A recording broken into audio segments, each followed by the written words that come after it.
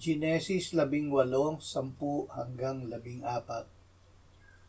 Sinabi ng isa, "Ako ay tiyak na babalik sa iyo sa tamang panahon, at si Sarah na iyong asawa ay magkakaanak ng isang lalaki."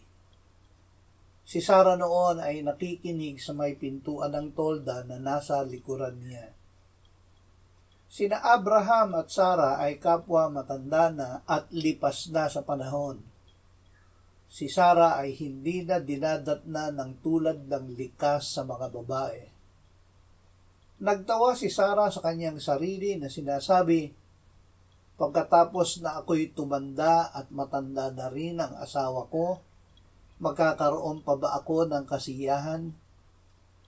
At sinabi ng Panginoon kay Abraham, "Bakit tumawa si Sarah na sinasabi, tunay kayang ako'y manganganak kahit matanda na ako?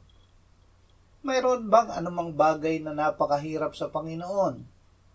Sa takdang panahon ay babalik ako sa iyo sa tamang panahon, at si Sarah ay magkakaanak ng isang lalaki."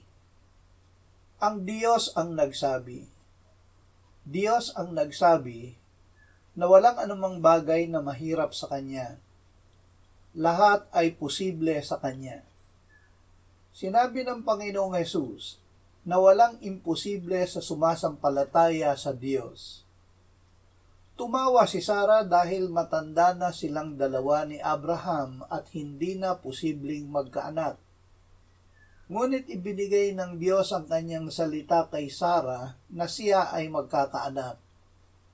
Gaya ni Abraham, si Sarah ay nagkaroon ng pananampalataya at sa pamamagitan nito ay tumanggap ng kakayahang magkaanak. Isinilang niya si Isaac.